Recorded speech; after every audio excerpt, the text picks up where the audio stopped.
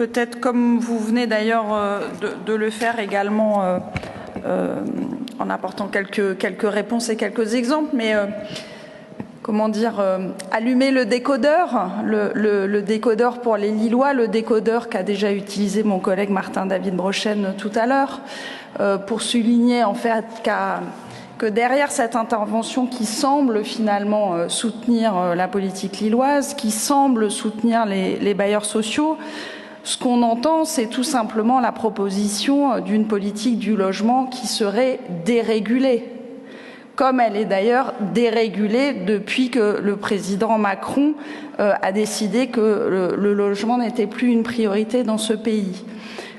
L'encadrement des loyers serait responsable des difficultés de l'accès à la propriété. Les programmes détenus par d'autres propriétaires que la ville de Lille, Madame le maire vient d'en parler, ne sortiraient pas parce que la ville de Lille impose trop de choses.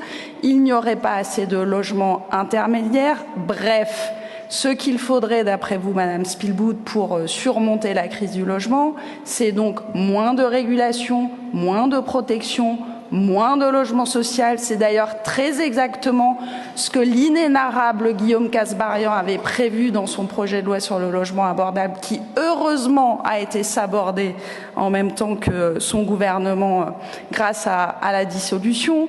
Mais voilà, ce que vous prenez, ça s'appelle la dérégulation. C'est ce qui montre depuis 7 années les résultats les plus catastrophiques qu'on puisse connaître en matière de logement, puisque dans ce pays, on n'a jamais aussi peu construit que depuis que M. Macron est président.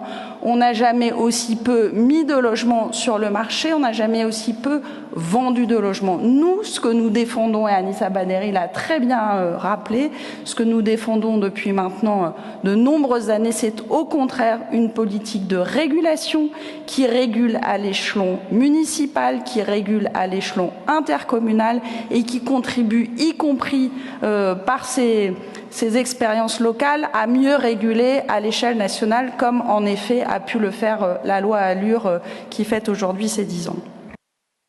Madame Baderi.